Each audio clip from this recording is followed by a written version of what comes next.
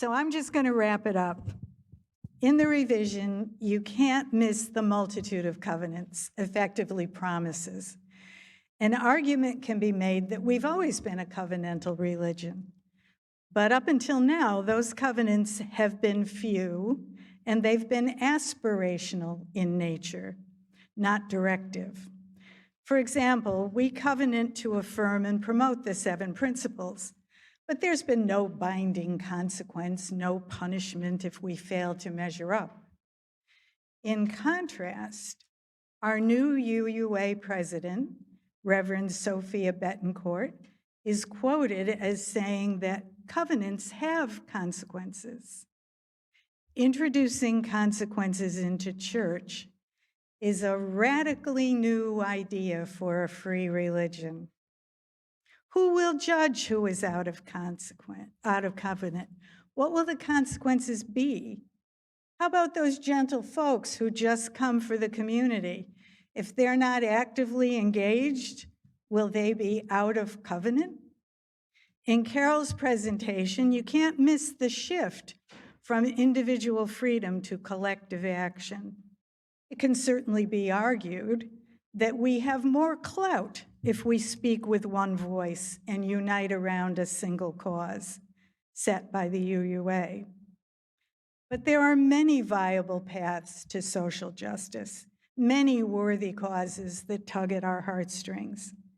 If the proposed Article 2 is adopted, we will be swept into a homogeneous group, losing our individuality along the way. Clearly, these changes have been underway for a long time.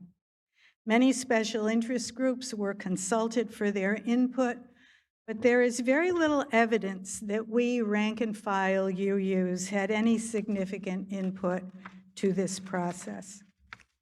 It seems a shame, especially today, when everyone has a cell phone and survey apps abound.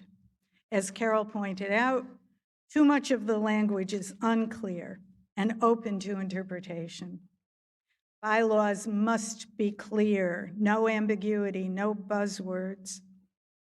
Buzzwords have different meanings than our common understanding. Terms like inclusive democracy do not mean what they appear on the page. The UUA has urged us to continue the conversation, and we could not agree more. Today's session is just a drop in the bucket. There need to be small groups discussions in churches across the country to carefully consider each of the points that Carol highlighted. Our association could easily create ways for our ideas to be shared. We created the 7 principles in an era before cell phones, computers, and survey apps, and today's technology makes democratic process infinitely easier, but it still takes time. We first heard of these changes only 13 months ago. It will be less than 20 months, start to finish, if these are enacted into law at this coming GA. This is a major rewrite of our faith, and we have had little time to digest it. Until now, we've been a liberal religion with a robust social action component.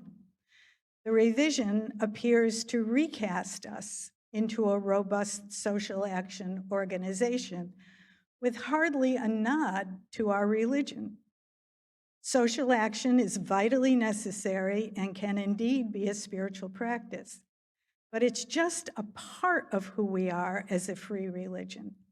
These are deeply philosophic questions that this revision raises.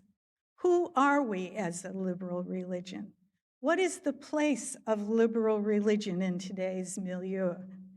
Do we need to change? If so, how? So here's how it works. UUA bylaw changes are approved in 2 parts.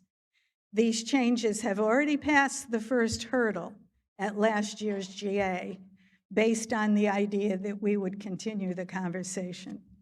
So there's only 1 hurdle left. We're down to the wire. At this June's GA, either the revision will be approved or it won't be. If it is approved, There will be no further discussion, no further conversation, and the many changes that we've outlined here today will go into effect immediately. If it is voted down, UU will stay as it is today, and we can continue the conversation about all of the questions that we have raised. After a period of a few years, the bylaw review process can begin again.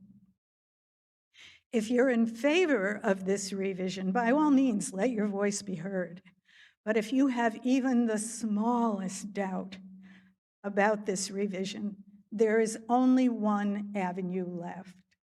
Either become a delegate to this upcoming GA or urge your delegates to vote to give us more time to continue these conversations. The upcoming GA is online only, and delegates can choose to go for free.